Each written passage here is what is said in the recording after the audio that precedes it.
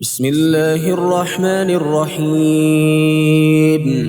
الحمد لله الذي أنزل على عبده الكتاب ولم يجعل له عوجا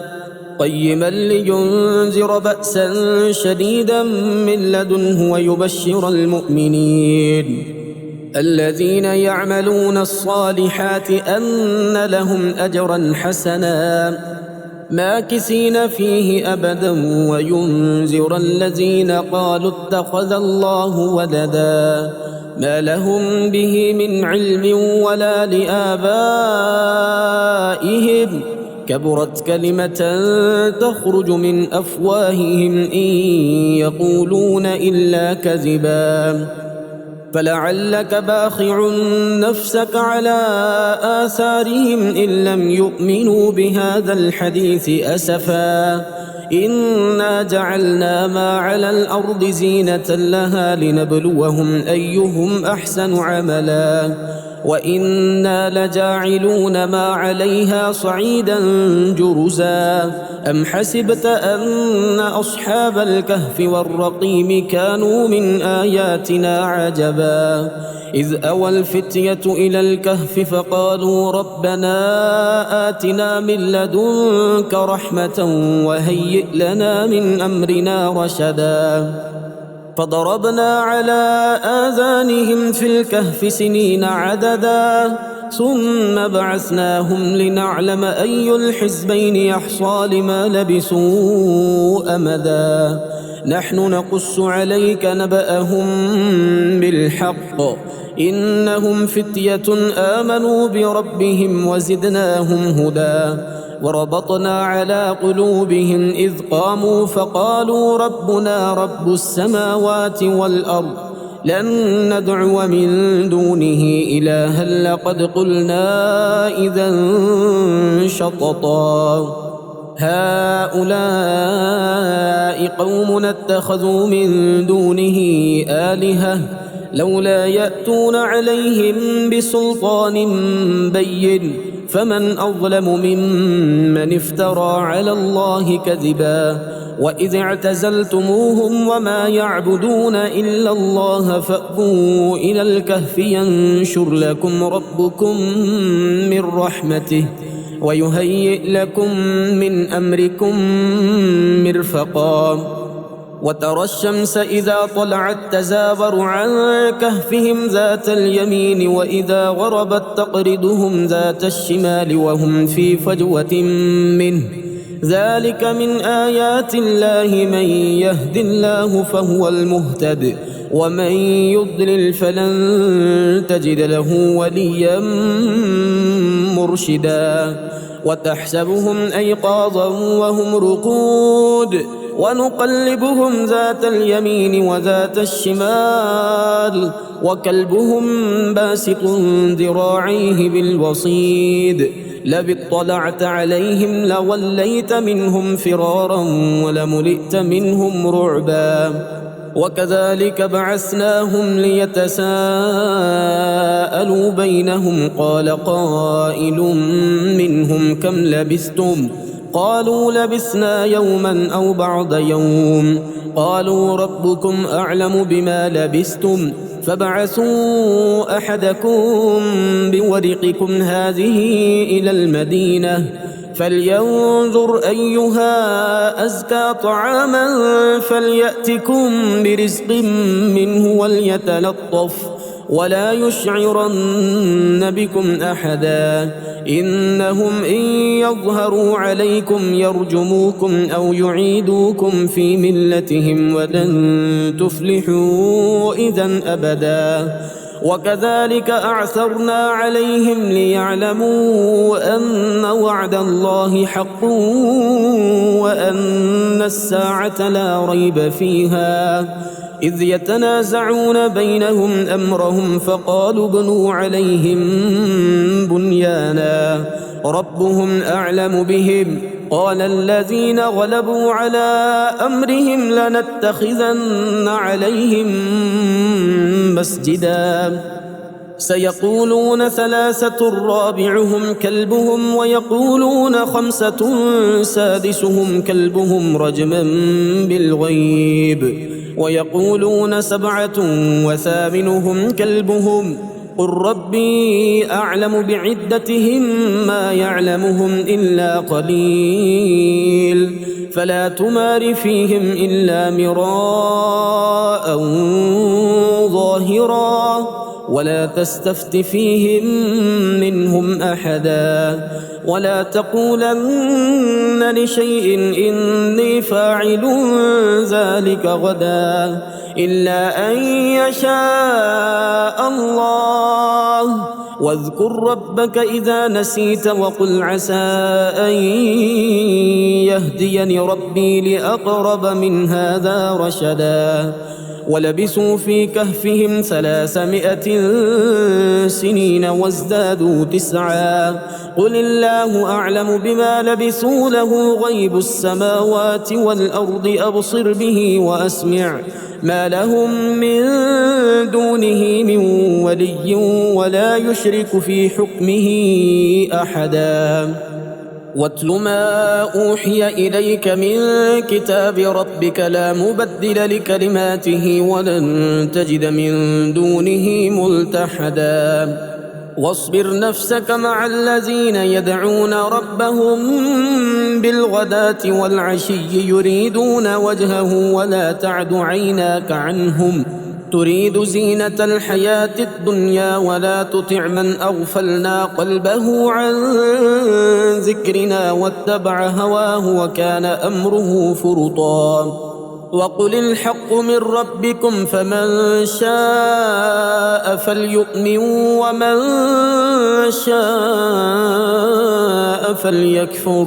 إنا أعتدنا للظالمين نارا أحاط بهم سرادقها وإن يستغيثوا يغاثوا بماء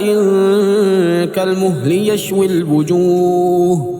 بئس الشراب وساءت مرتفقا إن الذين آمنوا وعملوا الصالحات إنا لا نضيع أجر من أحسن عملا أولئك لهم جنات عدن تجري من تحتهم الأنهار يحلون فيها من أسابر من ذهب ويلبسون ثيابا خضرا من سندس واستبرق متكئين فيها على الأرائك نعم الثواب وحسنت مرتفقا واضرب لهم مثل الرجلين جعلنا لأحدهما جنتين من أعناب وحففناهما بنخل وجعلنا بينهما زرعا كلتا الجنتين آتت أكلها ولم تظلم منه شيئا وفجرنا خلالهما نهرا وكان له ثمر فقال لصاحبه وهو يحاوره أنا أكثر منك مالا وأعز نفرا ودخل جنته وهو ظالم لنفسه قال ما أظن أن تبيد هذه أبدا وما أظن الساعة قائمة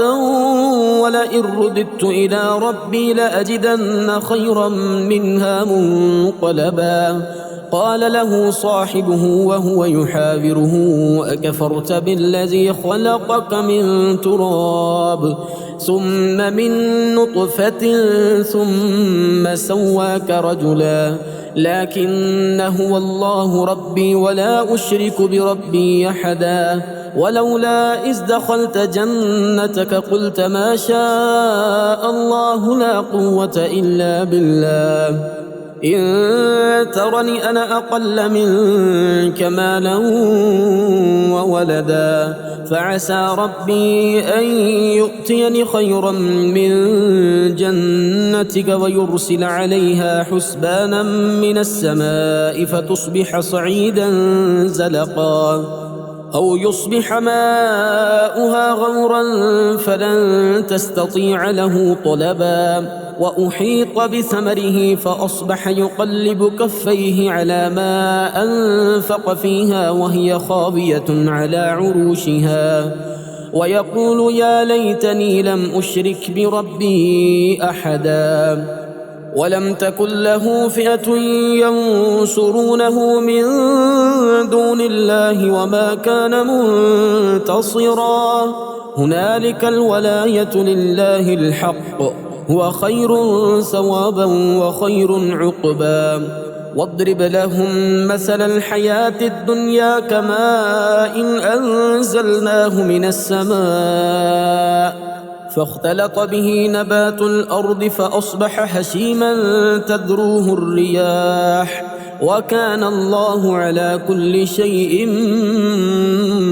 مقتدرا المال والبنون زينة الحياة الدنيا والباقيات الصالحات خير عند ربك ثوابا وخير أملا ويوم نسير الجبال وترى الأرض بارزة وحشرناهم فلم نغادر منهم أحدا وعرضوا على ربك صفا لقد جئتمونا كما خلقناكم أول مرة بل زعمتم أن لن نجعل لكم موعدا ووضع الكتاب فترى المجرمين مشفقين مما فيه ويقولون يا ويلتنا ما لهذا الكتاب لا يغادر صغيرة ولا كبيرة إلا أحصاها ووجدوا ما عملوا حاضرا ولا يظلم ربك أحدا وإذ قلنا للملائكة اسجدوا لآدم فسجدوا إلا إبليس كان من الجن ففسق عن أمر ربه أفتتخذونه وذريته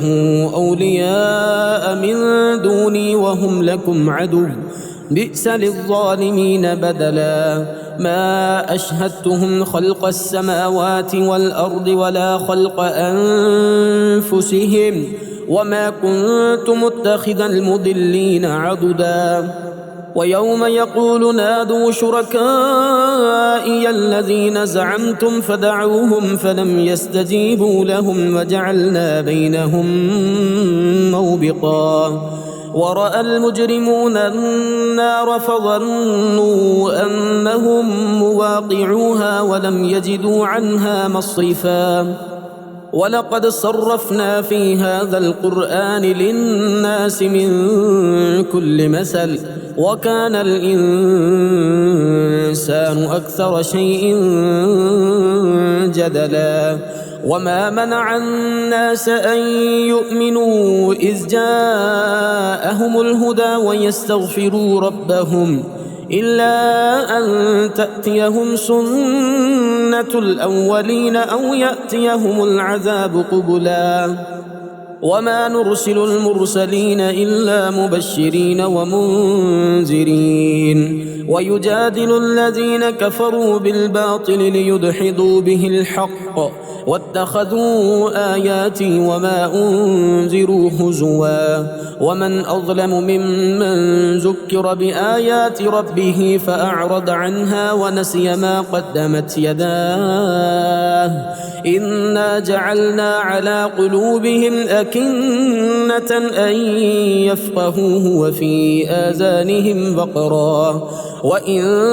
تدعهم إلى الهدى فلن يهتدوا إذا أبدا وربك الغفور ذو الرحمة لو يؤاخذهم بما كسبوا لعجل لهم العذاب بل لهم موعد لن يجدوا من دونه موئلا وتلك القرى أهلكناهم لما ظلموا وجعلنا لمهلكهم موعدا وإذ قال موسى لفتاه لا أبرح حتى أبلغ مجمع البحرين أو أمضي حقبا فلما بلغا مجمع بينهما نسيا حوتهما فاتخذ سبيله في البحر سربا فلما جاوزا قال لفتاه آتنا غداءنا لقد لقينا من سفرنا هذا نصبا قال أرأيت إذ أوينا إلى الصخرة فإني نسيت الحوت وما أنسانيه إلا الشيطان أن أذكره واتخذ سبيله في البحر عجبا قال ذلك ما كنا نبغي فارتدا على آثارهما قصصا فوجدا عبدا من عبادنا آتيناه رحمة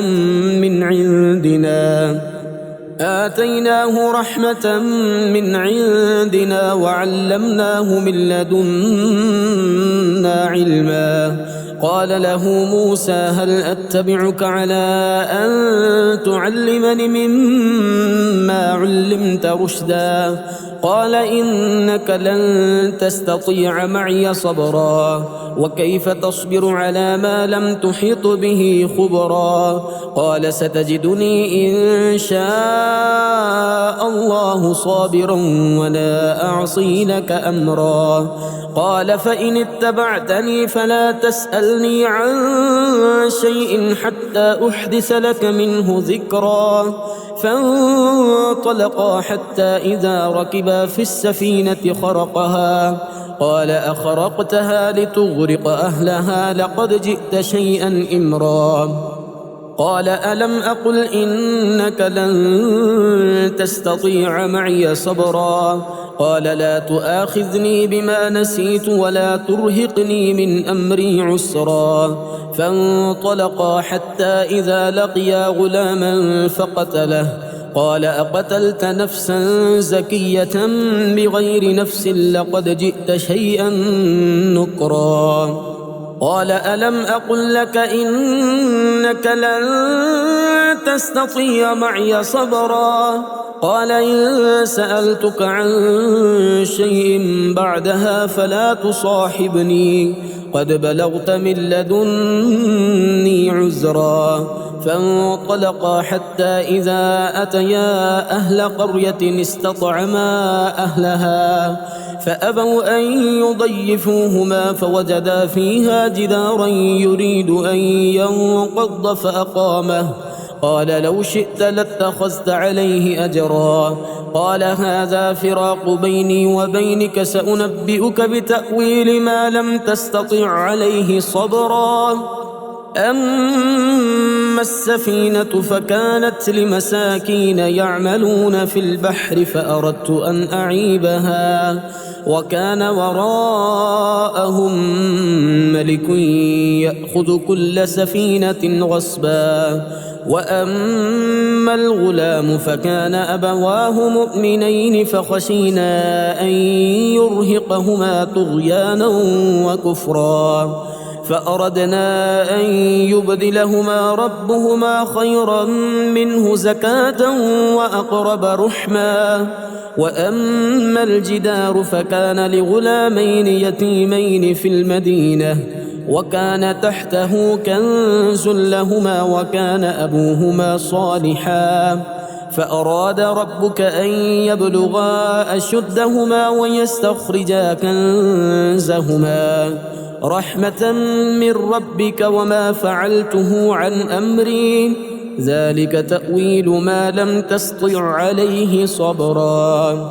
ويسألونك عن ذي القرنين قل سأتلو عليكم منه ذكرا إنا مكنا له في الأرض وآتيناه من كل شيء سببا فأتبع سببا حتى إذا بلغ مغرب الشمس وجدها تغرب في عين حمئة ووجد عندها قوما قلنا يا ذا القرنين إما أن تعذب وإما أن تتخذ فيهم حسنا قال أما من ظلم فسوف نعذبه ثم يرد إلى ربه فيعذبه عذابا نكرا وأما من آمن وعمل صالحا فله جزاء الحسنى وسنقول له من أمرنا يسرا ثم أتبع سببا حتى إذا بلغ مطلع الشمس وجدها تطلع على قوم لم نجعل لهم من دونها سترا كذلك وقد أحطنا بما لديه خبرا ثم أتبع سببا حتى إذا بلغ بين السدين وجد من دونهما قوما لا يكادون يفقهون قولا قالوا يا ذا القرنين إن يأجوج ومأجوج مفسدون في الأرض فهل نجعل لك خرجا على أن تجعل بيننا وبينهم سدا قال ما مكنني فيه ربي خير فأعينوني بقوة أجعل بينكم وبينهم ردما آتوني زبر الحديد حتى إذا ساوى بين الصدفين قال انفخوا حتى إذا جعله نارا قال آتوني أفرغ عليه قطرا فما استطاعوا أن يظهروه وما استطاعوا له نقبا قال هذا رحمة من ربي فإذا جاء وعد ربي جعله دكاء وكان وعد ربي حقا وتركنا بعدهم يومئذ يموج في بعض ونفخ في الصور فجمعناهم جمعا وعرضنا جهنم يومئذ للكافرين عرضا الذين كانت أعينهم في غطاء عن ذكري وكانوا لا يستطيعون سمعا أفحسب الذين كفروا أن يتخذوا عبادي من دوني أولياء إنا أعتدنا جهنم للكافرين نزلا قل هل ننبئكم بالأخسرين أعمالا الذين ضل سعيهم في الحياة الدنيا وهم يحسبون أنهم يحسنون صنعا أولئك الذين كفروا بآيات ربهم ولقائه فحبطت أعمالهم فلا نقيم لهم يوم القيامة وزنا ذلك جزاؤهم جهنم بما كفروا واتخذوا آياتي ورسلي هزوا إن الذين آمنوا وعملوا الصالحات كانت لهم جنات الفردوس نزلا خالدين فيها لا يبغون عنها حولا قل لو كان البحر مدادا لكلمات ربي لنفد البحر قبل أن تنفد كلمات ربي ولو جئنا بمثله مددا قل إنما أنا بشر مثلكم يوحى إلي أنما إلهكم إله واحد فمن كان يرجو لقاء ربه فليعمل عملا صالحا ولا يشرك بعبادة ربه أحدا.